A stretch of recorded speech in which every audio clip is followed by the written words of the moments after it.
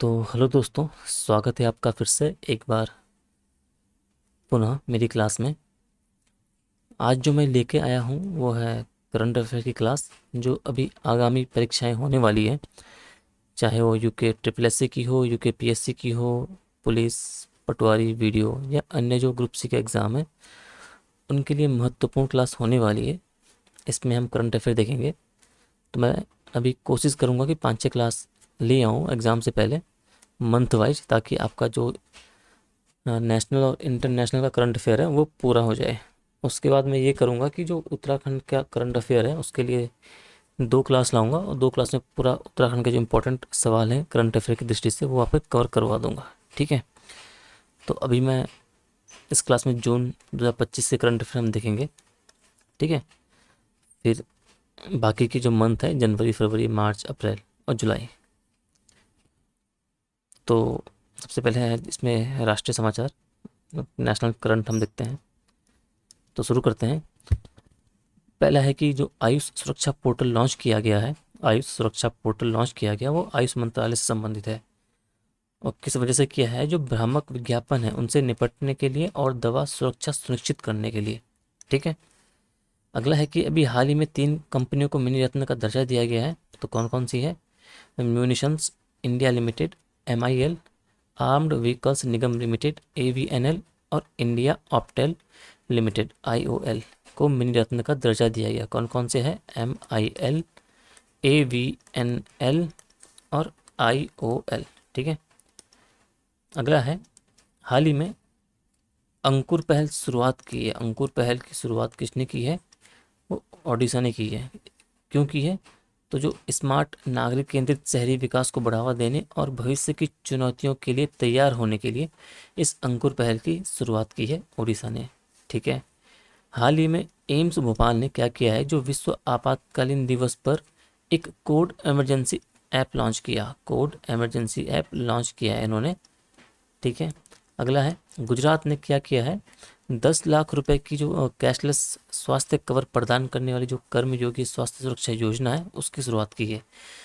सवाल ऐसा भी पूछा जा सकता है कि जो कर्मयोगी स्वास्थ्य सुरक्षा योजना है किसने शुरू की है? वो गुजरात ने की है, और 10 लाख तक किसमें सीमा है। ठीक है। हाल ही में PM मोदी ने क्या किया है? Ghatampur thermal power plant project जो है ये यूपी में है आपके, और 660 मेगावाट यूनिट को राष्ट्र को समर्पित किया है। यानी कि पूछा जा सकता है कि वो घाटमपुर थर्मल पावर प्लांट का है, यूपी में है। ठीक है। हाल ही में किस राज्य ने पूर्ण कार्यात्मक साक्षरता हासिल की है? तो गोवा है। ठीक है। हाल ही में जो 16 वर्षीय विश्वनाथ कार्तिकेय पंडकती थी, उन्होंने एवरेस्ट पर विजय प्राप्त करते ही और 7 समिट्स जो चैलेंज होता है उसे पूरा करने वाली सबसे युवा भारतीय बन गई है, 16 वर्षीय विश्वनाथ कार्तिकेय। ठीक है। अगला सवाल है कि हाल ही में क्या मतलब जो भारत जो है क्या करेगा? छत्तीसगढ़ का जो रायपुर है, नवा रायपुर, वहाँ पहला कृत्रिम बुद्धिमत्ता विशेष आर्थिक क्षेत्र शुरू करेगा। यानी कि भारत का पहला कृत्रिम बुद्धिमत्ता विशेष आर्थिक क्षेत्र कहाँ शुरू होगा? रायपुर में, छत्तीसगढ़ में। ठीक है। किस राज्य ने तंबाकू खरीद की आयु 21 वर्ष तक बढ़ाई है? तो वो कर्नाटक है। कर्नाटक ने तंबाकू खरीद की आयु को 21 वर्ष तक बढ़ा दिया है। साथ ही उन्होंने हुक्का बार और सार्वजनिक धूम्रपान पर भी प्रतिबंध लगाया है। ठीक है। हाल ही में जितेंद्र सिंह ने क्या किया है? भारत की पहली स्वदेशी AI मल्टी मॉडल भाषा मॉडल, उसका नाम है भारत जैन। ठीक है। तो भारत जैन क्या है? भारत जैन एक भारत की पहली स्वदेशी AI मल्टी मॉडल भाषा मॉडल है। ठीक है, ये जानते रहिएगा आप। इसके अलावा हाल ही में राष्ट्रीय बौद्धिक संपदा महोत्सव 2025 का आयोजन कहाँ हुआ? देहरादून में मनाया गया। तो राष्ट्रीय बौद्धिक संपदा महोत्सव 2025 का आयोजन देहरादून में हुआ है। कोलकाता में नया केंद्रीय फॉरेंसिक विज्ञान प्रयोगशाला भवन का उद्घाटन किया गया है। नया केंद्रीय फॉरेंसिक विज्ञान प्रयोगशाला भवन कोलकाता में उद्घाटन किया गया अमित शाह जी के द्वारा। भारत ने नॉर्वे की फर्म के साथ पहला स्वदेशी ध्रुवीय अनुसंधान पोत बनाने की घोषणा की है। तो अगर सवाल बनता है कि किस देश किस फर्म के साथ भारतीय स्वदेशी ध्रुवीय अनुसंधान पोत बनाएगा पहला, तो नॉर्वे के साथ है। ठीक है। भारत का जो पहला वंदे भारत रखरखाव डिपो है वो भगत की कोठी जोधपुर में निर्माणाधीन है, यानी कि राजस्थान में। ठीक है। किस राज्य ने पुलिस और पीएससी भर्ती में अग्निवीरों के लिए 20% आरक्षण की मंजूरी दी है? तो वो है यूपी, उत्तर प्रदेश। यानी कि उत्तर प्रदेश सरकार ने पुलिस और पीएससी भर्ती में अग्निवीरों के लिए 20% आरक्षण की मंजूरी को दे दिया है। भारत ने क्या डिसाइड किया है कि 2027 में 2 चरणों में जनगणना की जाएगी, जिसमें जाति गणना भी शामिल होगी। अगर सवाल पूछा जाए कि भारत की अगली जनसंख्या जनगणना कब होगी, तो 2027 में निर्धारित की गई है। ठीक है। भारत से अभी 2 और आर्द्रभूमि रामसर सूची में शामिल हो गए हैं। एक तो फलोदी में खीचन है और उदयपुर में मैनार है, और दोनों ही कहाँ है? राजस्थान। यानी कि खीचन और मैनार कहाँ है? राजस्थान में 2 नई आर्द्रभूमि रामसर सूची है। ठीक है। पीएम मोदी ने विश्व पर्यावरण दिवस पर कौन सा पौधा लगाया था? ये बहुत इंपॉर्टेंट सवाल हो सकता है। तो ये सिंदूर का पौधा इन्होंने रोपित किया था, मोदी जी ने। इसके अलावा एक पेड़ माँ के नाम 2.0 अभियान, एक पेड़ माँ के नाम 2.0 अभियान किसके द्वारा शुरू किया गया? धर्मेंद्र प्रधान के द्वारा। ठीक है। भारत ने पारंपरिक चिकित्सा और कल्याण में वैश्विक निवेश को बढ़ावा देने के लिए आयुष निवेश साथी पोर्टल लॉन्च किया। सवाल पूछा जा सकता है कि जो आयुष निवेश साथी पोर्टल है वो किसने लॉन्च किया है? तो भारत ने पारंपरिक चिकित्सा और कल्याण में वैश्विक निवेश को बढ़ावा देने के लिए किया गया है। ठीक है। जो अभी हाल ही में चिनाब रेलवे ऑर्क ब्रिज का उद्घाटन किया है जम्मू कश्मीर में, ये विश्व का सबसे ऊंचा रेलवे ऑर्क ब्रिज है और पीएम मोदी जी ने इसका उद्घाटन किया है। किस राज्य ने प्लास्टिक प्रदूषण से निपटने के लिए छात्रों को स्टील की बोतलें वितरित की? वो तो हिमाचल प्रदेश है। ठीक है। तो पुडुचेरी विधानसभा हाल ही में पेपरलेस हो गई है, तो वहाँ के जो केंद्रीय मंत्री एल मुरुगन द्वारा NEVA नेवा लॉन्च किया गया, उसके साथ ही पुडुचेरी जो विधानसभा है वो पेपरलेस हो चुकी है। किरण रिजिजू ने भारत भर में वक्फ संपत्ति प्रबंधन को डिजिटल और सुधारने के लिए उम्मीद सेंट्रल पोर्टल लॉन्च किया। पूछा जा सकता है कि उम्मीद सेंट्रल पोर्टल किससे संबंधित है? तो वो वक्फ संपत्ति प्रबंधन को डिजिटल और सुधारने के लिए है। ठीक है। अमित शाह जी ने स्थानीय भाषाओं को सशक्त बनाने के लिए क्या किया है? भारतीय भाषा अनुभाग लॉन्च किया गया है। तो सवाल बन सकता है कि भारतीय भाषा अनुभाग से संबंधित है? तो स्थानीय भाषाओं को सशक्त बनाने के लिए संबंधित है। ठीक है। तमिलनाडु, त्रिपुरा और दिल्ली ने FLNAT 2025 की रिपोर्ट के अनुसार वयस्क साक्षरता प्रमाणन में नेतृत्व किया है। ठीक है। भारतीय रेलवे ने बेहतर यात्री अनुभव के लिए बहुभाषी AI सेवाएं शुरू करने के लिए भाषणी के साथ साझेदारी की है। तो पूछा जा सकता है कि भारतीय रेलवे ने किसके साथ साझेदारी की है? भाषणी के साथ। क्यों? ताकि यात्री अनुभव बेहतर बनाया जा सके और बहुभाषी AI सेवाएं लागू की जा सके। ठीक है। नई दिल्ली में जो हाल ही में NIIF शासी जो परिषद की 6वीं बैठक हुई थी, उसकी अध्यक्षता की है वित्त मंत्री निर्मला सीतारमण जी के द्वारा। ठीक है। दिल्ली के होलंबी कला में PPP DBFOT मॉडल के तहत भारत का पहला ई-वेस्ट इको पार्क बनाया जाएगा। तो यानी कि भारत का पहला जो ई-वेस्ट इको पार्क बनाया जाएगा कहाँ पे? दिल्ली में। तल्लकी वंदनम योजना किस राज्य से संबंधित है? आंध्र प्रदेश सरकार की है। ठीक है। तो आंध्र प्रदेश सरकार से संबंधित है तल्लकी वंदनम। इसे 1 साल पूरा हो गया है, तो इसलिए इम्पोर्टेंट बनता है। ठीक है। तल्लकी वंदनम आंध्र प्रदेश। ठीक है। महाराष्ट्र में INS गुलदार के आसपास भारत का पहला अंडर वाटर म्यूजियम बनाया जाएगा। यानी कि भारत का पहला अंडर वाटर म्यूजियम कहाँ बनाया जाएगा? महाराष्ट्र में। गोवन फैनी ये भारत के प्रतिष्ठित एक स्थानीय पेय है। इसको पहली बार GI टैग दिया गया है। तो गोवन फैनी ये गोवा का पेय पदार्थ है जो सिर्फ गोवा में बनती है, इसे हाल ही में GI टैग मिला है। ठीक है। तो गोवन फैनी कहाँ से संबंधित है? गोवा से। ठीक है। ज्ञान पोस्ट क्या है? ज्ञान पोस्ट है डाक विभाग ने किफ़ायती दरों पर शैक्षिक पुस्तकें वितरित करने के लिए ज्ञान पोस्ट शुरू किया। ठीक है।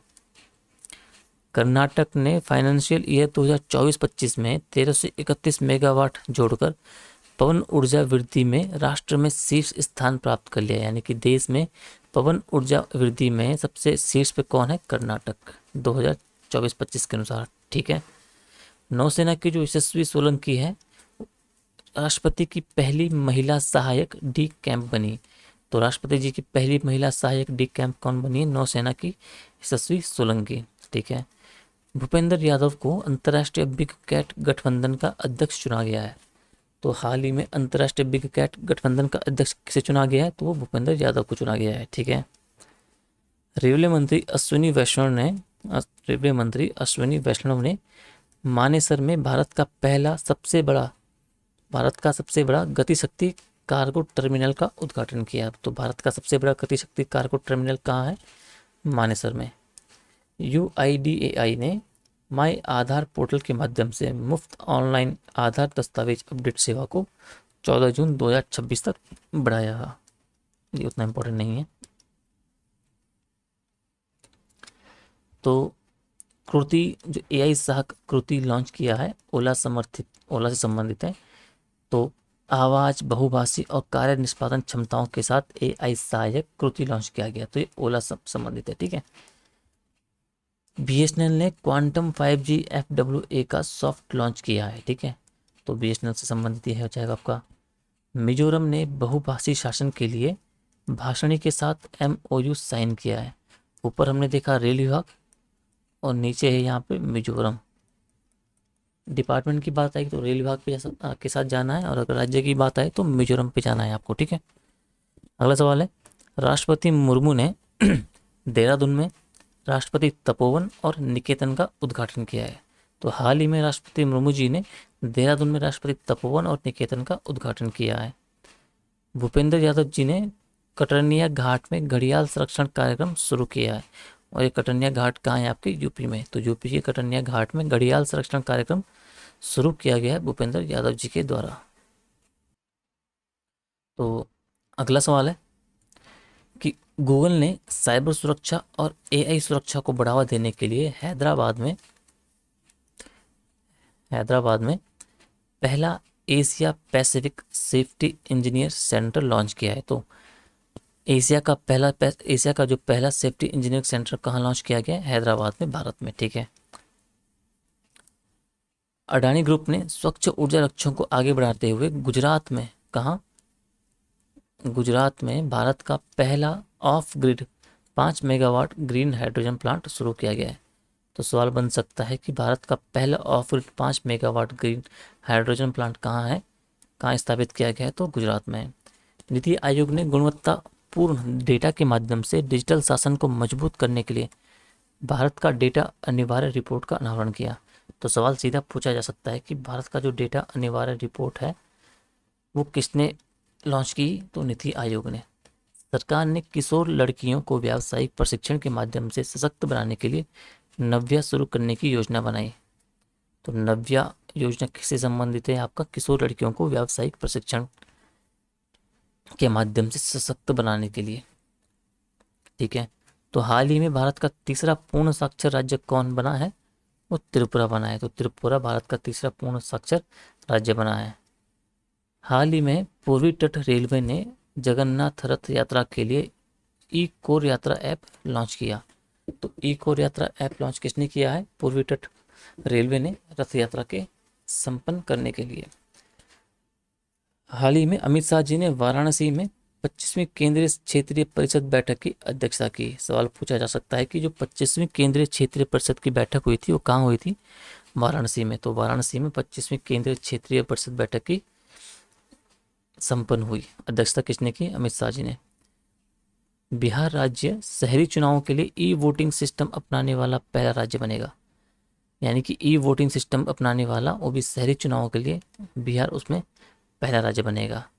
और बिहार को ही अपना पहला परमाणु ऊर्जा संयंत्र मिलेगा। तो सवाल यही बन सकता है कि हाल ही में किस राज्य को अपना पहला परमाणु संयंत्र मिलेगा? तो वो है आपका बिहार। ठीक है। प्रतिभा सेतु क्या है? तो यूपीएससी ने शीर्ष परीक्षा उत्तीर्ण करने वालों को नौकरी के अवसरों से जोड़ने के लिए प्रतिभा सेतु का अनावरण किया है। ठीक है। कैबिनेट ने आलू हो गया, शकरकंद, इन क्षेत्रों को बढ़ावा देने के लिए आगरा में अंतर्राष्ट्रीय आलू केंद्र के दक्षिण एशिया क्षेत्रीय केंद्र को मंजूरी दी है। तो हाल ही में अंतर्राष्ट्रीय आलू केंद्र के दक्षिण एशिया क्षेत्रीय केंद्र को मंजूरी कहाँ दी गई है? आगरा में। ठीक है। भारत का पहला क्वांटम कंप्यूटिंग वैली भारत का पहला क्वांटम कंप्यूटिंग वैली जनवरी 2026 तक कहाँ? अमरावती में लॉन्च होगा। अमरावती यानी कि आंध्र प्रदेश में। ठीक है। सीएम योगी आदित्यनाथ ने गाजियाबाद में 1,000 करोड़ के ग्रीन डेटा सेंटर की नींव रखी। तो हाल ही में ग्रीन डेटा सेंटर की नींव कहाँ रखी गई? गाजियाबाद, यूपी में। अरलम, अरलम क्या है? केरला। अरलम केरला में। तो अरलम को भारत का पहला तितली अभ्यारण्य नामित किया गया है। तो अरलम जो वन्यजीव अभ्यारण्य है वो केरला में है और इसे ही भारत का पहला तितली अभ्यारण्य नामित किया गया है। ये इम्पोर्टेंट हो सकता है। केरल ने राष्ट्रीय उद्यानों और संरक्षित क्षेत्रों के प्रबंधन प्रभावशीलता मूल्यांकन में शीर्ष स्थान प्राप्त किया है। सवाल बन सकता है कि राष्ट्रीय उद्यानों और संरक्षित क्षेत्रों के प्रबंधन प्रभावशीलता मूल्यांकन में शीर्ष स्थान किसने प्राप्त किया? तो केरल है वो। अमित शाह ने तेलंगाना में राष्ट्रीय हल्दी बोर्ड का उद्घाटन किया है। ठीक है। राष्ट्रीय हल्दी बोर्ड तेलंगाना, राष्ट्रीय हल्दी बोर्ड तेलंगाना। ठीक है। अब है तो जून महीने का नेशनल करंट अफेयर तो हो गया। अब है इंटरनेशनल। तो माउंट एंटेना का है, माउंट एटना का है इटली में। माउंट एटना है इटली में। भारत जो है 2026 से 28 के कार्यकाल के लिए, ये याद रखना, 2026 से 28 है, इसके लिए संयुक्त राष्ट्र आर्थिक और सामाजिक परिषद के लिए चुना गया है। तो सवाल ये बन सकता है कि संयुक्त राष्ट्र आर्थिक और सामाजिक परिषद के लिए भारत का कार्यकाल किस कार्यकाल के लिए चुना है? तो वो 2026 से 28 के लिए चुना गया है। यूएनजीए ने लातविया, बहरीन, कोलंबिया, लाइबेरिया और डीआर कांगो को 2026 से 27 के लिए संयुक्त राष्ट्र सुरक्षा परिषद के नए गैर स्थायी सदस्यों के रूप में चुना है। तो कौन कौन है? लातविया है, बहरीन है, कोलंबिया है, लाइबेरिया है और डीआर कांगो है। ठीक है। अगला है वैश्विक लैंगिक अंतर सूचकांक। वैश्विक लैंगिक अंतर सूचकांक 2025 में भारत 131 स्थान पर खिसका, आइसलैंड अभी शीर्ष पे है। तो 2025 के वैश्विक लैंगिक अंतर सूचकांक में भारत 131वें स्थान पे है। 131वें स्थान पे है। अगला है इजराइल ने ईरान के परमाणु स्थलों पर हमला करने के लिए ऑपरेशन राइजिंग लायन शुरू किया है। तो सवाल बन सकता है कि ऑपरेशन राइजिंग लायन किससे संबंधित है? तो ये इजराइल का है और ईरान के जो परमाणु स्थल है उनको, उन पर हमला करने के लिए। ठीक है। हाल ही में जो 4 भारतीय विश्वविद्यालयों ने क्या द इम्पैक्ट रैंकिंग 2025 में वैश्विक शीर्ष 100 में स्थान बनाया है। तो सवाल कैसे पूछा जा सकता है कि द इम्पैक्ट रैंकिंग 2025 में भारत के कितने विश्वविद्यालयों ने जगह बनाई शीर्ष 100 में? तो वो 4 हैं। ठीक है। 4 विश्वविद्यालय हैं। भारत की जो ऊर्जा परिवर्तन रैंक, भारत की ऊर्जा परिवर्तन रैंक WEF सूचकांक पर 71वीं है। तो भारत का 71वां स्थान है ऊर्जा परिवर्तन रैंक पर, WEF पर सूचकांक पर। कनाडा ने कनानास्किस में 51वां G7 शिखर सम्मेलन की मेजबानी की। कनाडा ने कनानास्किस में 51वां G7 शिखर सम्मेलन की मेजबानी की। ठीक है। भारत ने संघर्ष प्रभावित ईरान से नागरिकों को निकालने के लिए ऑपरेशन सिंधु शुरू किया। सवाल पूछा जा सकता है कि भारत का ऑपरेशन सिंधु किससे संबंधित है? तो संघर्ष प्रभावित ईरान से अपने नागरिकों को निकालने से संबंधित है। ठीक है। ऑपरेशन मिडनाइट हैमर किससे संबंधित है? तो ये अमेरिका का है। इसने 2003 के बाद से मध्य पूर्व में सबसे बड़े अभियान ईरान के जो परमाणु स्थलों पर बड़े पैमाने पर हवाई हमले शुरू किए। तो ऑपरेशन मिडनाइट हैमर अमेरिका का है, वो भी ईरान के परमाणु स्थलों पर बड़े पैमाने पर हवाई हमला या उन पर अटैक करने से संबंधित है। ठीक है।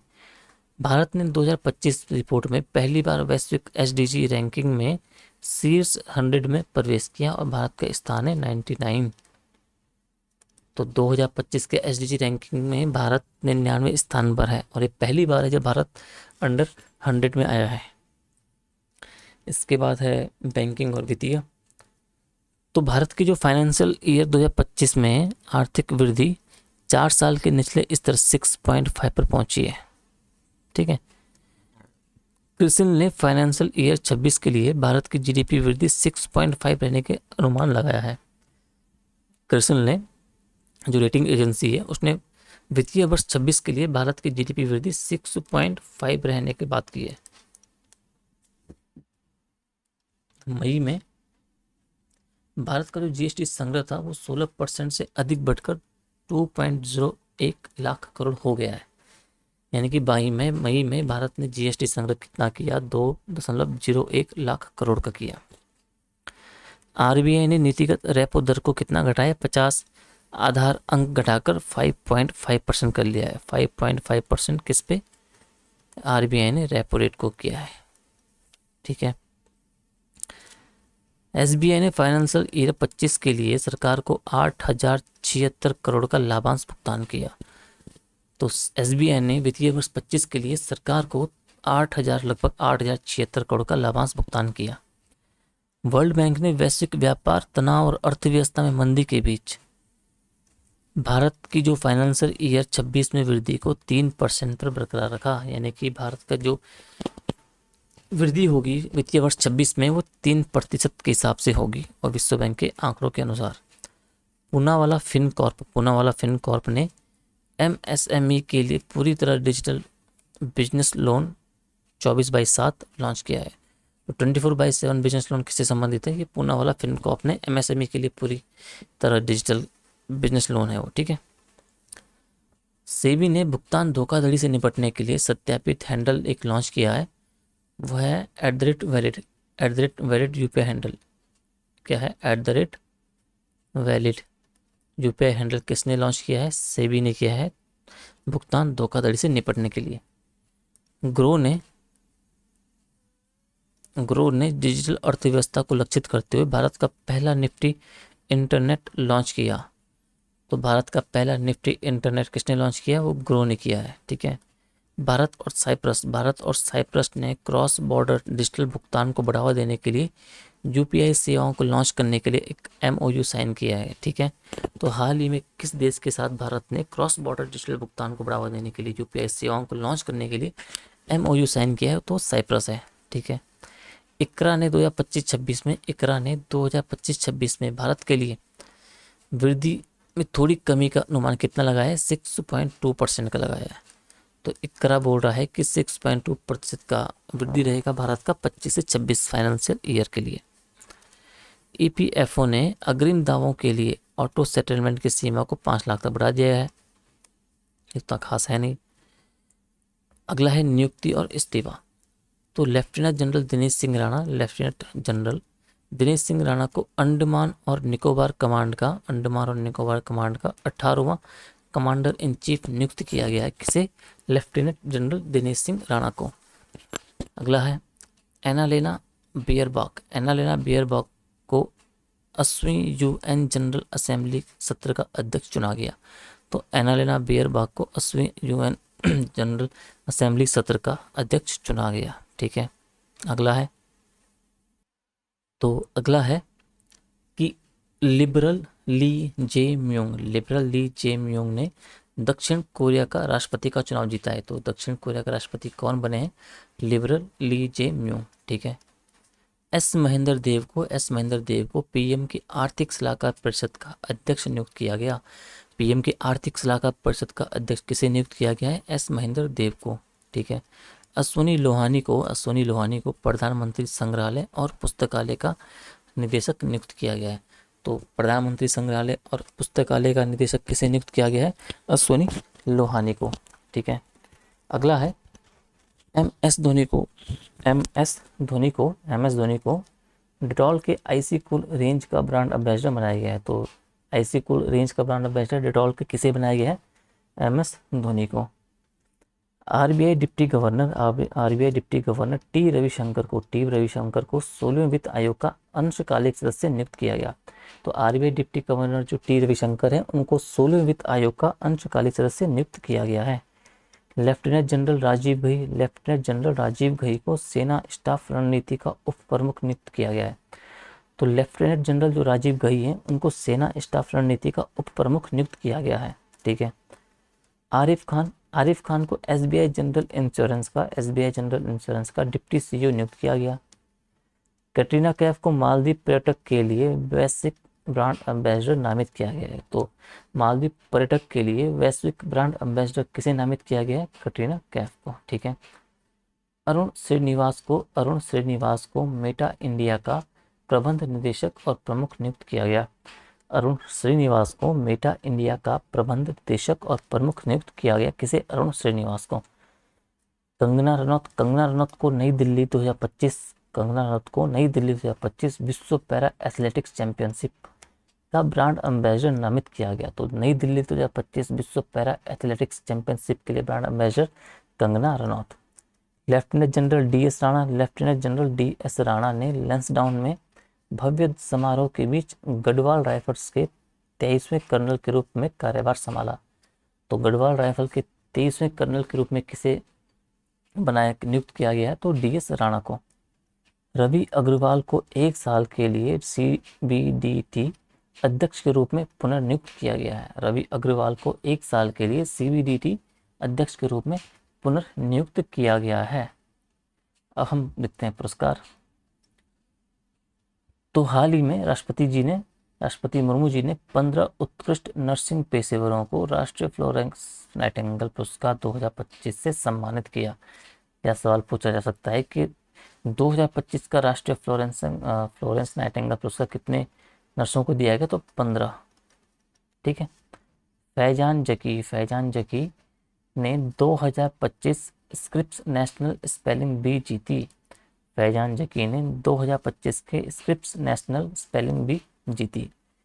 कुमार मंगलम बिड़ला को इंडिया स्ट्रेटेजिक पार्टनरशिप फोरम द्वारा ग्लोबल लीडरशिप अवार्ड से सम्मानित किया गया। Global leadership award Kumar Mangalam Birla. Javed Akhtar को सांस्कृतिक संवाद पर प्रभाव के लिए दोस्तोवस्की स्टार अवार्ड से सम्मानित किसे किया गया है? जावेद अख्तर को। सोनल मान सिंह को असम में सांस्कृतिक योगदान के लिए श्रीमद शंकरदेव पुरस्कार से सम्मानित किया गया। तो श्रीमद शंकरदेव से पुरस्कार से सम्मानित सोनल मानसिंह को असम में सांस्कृतिक विकास में सांस्कृतिक योगदान के लिए सम्मानित किया गया है। पीएम मोदी को साइप्रस का सर्वोच्च नागरिक सम्मान दिया गया है, जो कि है ऑर्डर ऑफ मकारियोस तृतीय का ग्रैंड क्रॉस प्रदान किया गया। ऑर्डर ऑफ मकारियोस थर्ड का ग्रैंड क्रॉस पीएम मोदी को साइप्रस के द्वारा दिया गया, जो वहाँ का सर्वोच्च नागरिक सम्मान है। इंडिया पोस्ट पेमेंट्स बैंक ने वित्तीय समावेशन में उत्कृष्टता के लिए डिजिटल पेमेंट्स अवार्ड 2024-25 जीता। सवाल बन सकता है कि डिजिटल पेमेंट्स अवार्ड 2024-25 जो कि वित्तीय समावेशन में उच्च कार्य करने वालों को दिया जाता है, तो किसने जीता है? इंडिया पोस्ट पेमेंट्स बैंक ने जीता है। ठीक है। इसके बाद है साइंस और रक्षा। तो INS अर्नाला को भारतीय नौसेना में शामिल किया गया। INS अर्नाला को भारतीय नौसेना में शामिल किया गया, जो तटीय रक्षा और ASW क्षमताओं को बढ़ाता है। तो INS अर्नाला भारतीय नौसेना में शामिल। भारतीय नौसेना ने 1 जुलाई 2025 को रूस में स्टील्थ फ्रिगेट कमाल को शामिल करेगी। तो 1 जुलाई 2025 को भारतीय नौसेना ने जो स्टील्थ फ्रिगेट है कमाल को, उसे शामिल किया गया रूस में। ग्रुप कैप्टन शुभांशु शुक्ला 41 वर्षों के बाद एक्सियोम 4 मिशन के तहत ISS इंटरनेशनल स्पेस स्टेशन पहुंचने वाले पहले भारतीय बने हैं। तो गौरव जो कैप्टन शुभांशु शुक्ला है वो 41 वर्षों के बाद।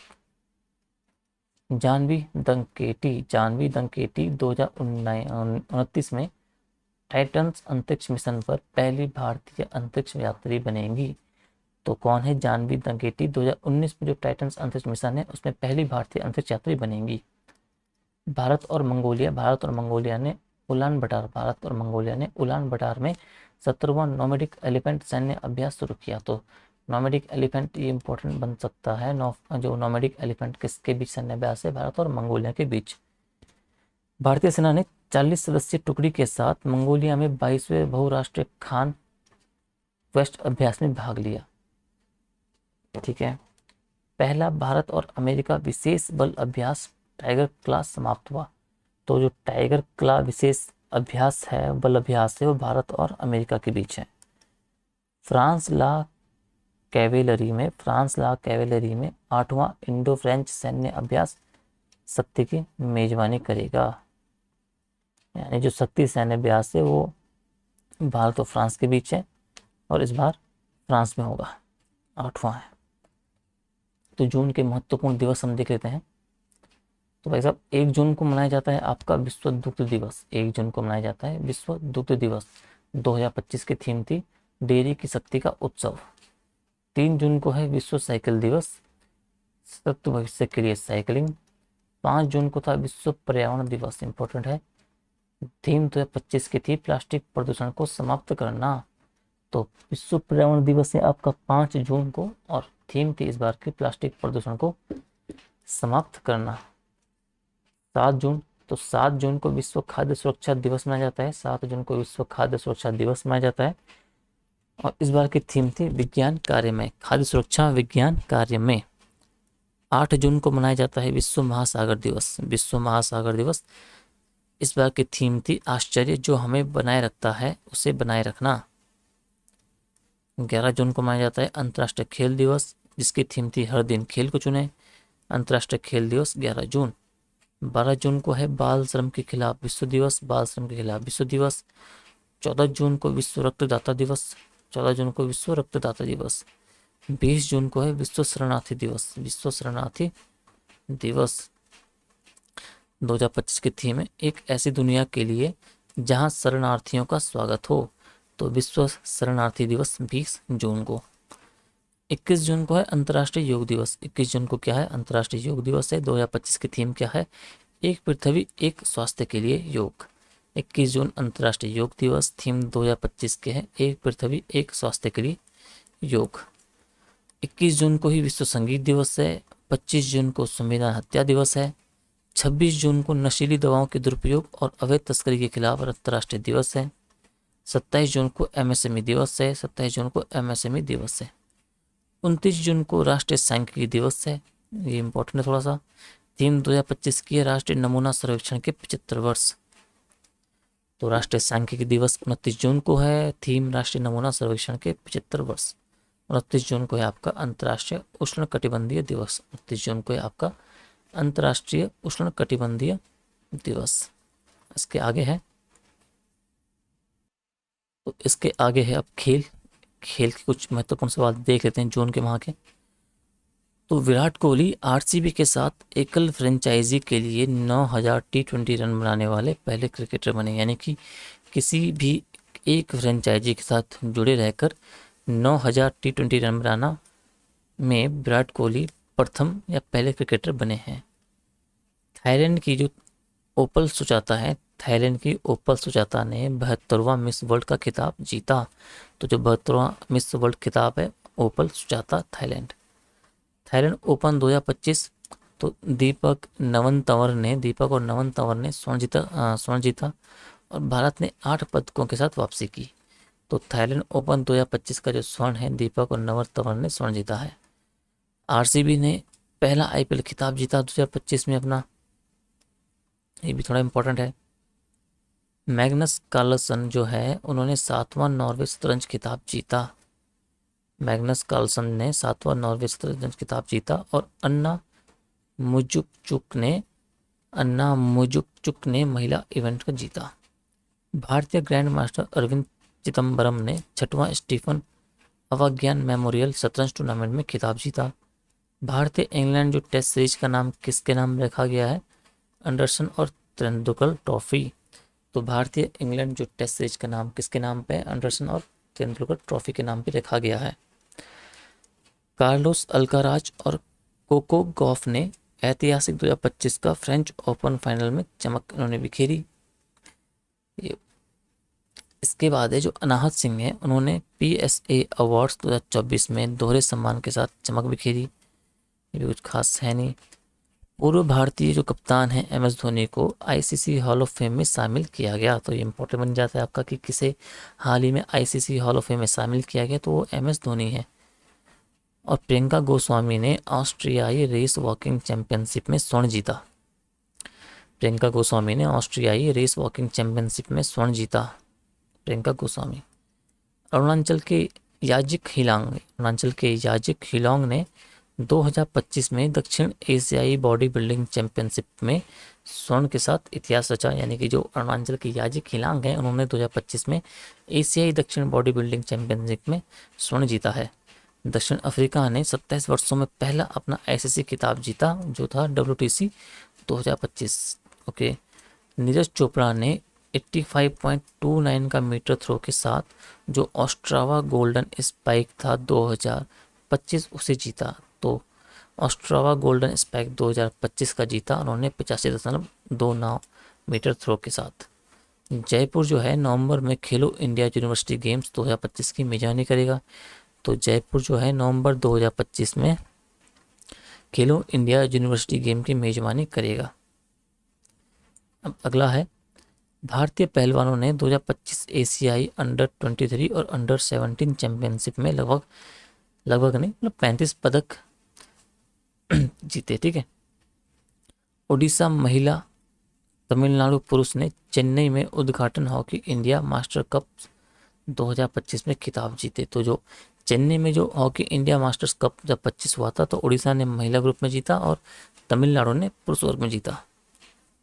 अंतिम हम कुछ मृत्यु पुस्तक वगैरह देखते हैं। तो जेसिंडा अर्डनर स्मरण a different kite of power जारी किया। पूर्व गुजरात जो सीएम विजय रूपाणी जी थे उनकी मृत्यु हो गई थी एयर इंडिया विमान दुर्घटना में। अमित शाह ने आपातकाल के दौरान पीएम मोदी के जो भूमिगत संघर्ष को दर्शाने वाली द इमरजेंसी डायरीज जारी की। अगला है, शिखर धवन ने अपनी आत्मकथा है दी वन जारी की। तो दी वन आत्मकथा किसकी है? शिखर धवन की। तो जून माह में इतना ही। ये जून महीने 2025 के महत्वपूर्ण सवाल थे जो अभी आगामी परीक्षाओं के लिए आपके लिए बहुत इंपॉर्टेंट होंगे।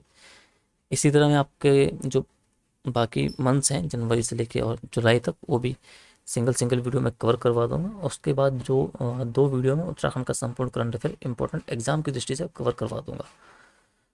तो आज के लिए इतना ही, तब तक आप बने रहिए और बाकी जो हमारी सीरीज चल रही है जीएस की वो भी साथ साथ चलती रहेगी। और मैं कोशिश कर रहा हूँ कि जल्द ही लोअर पीसेस मेंस के लिए सीरीज शुरू करूँ जिसमें मैं आपको बताऊंगा कि लोअर पीसेस के मेंस में आपको कैसे तैयार करना है और जो उसके मेंस के सब्जेक्ट्स हैं चाहे वो एथिक्स के टॉप सब्जेक्ट्स हों, लेटर राइटिंग हो, हिंदी हो, ऐसे हो, आंसर राइटिंग हो, वो सब आपको मैं कवर करवाऊँगा। तो आप जुड़े रहिए। तब तक के लिए धन्यवाद।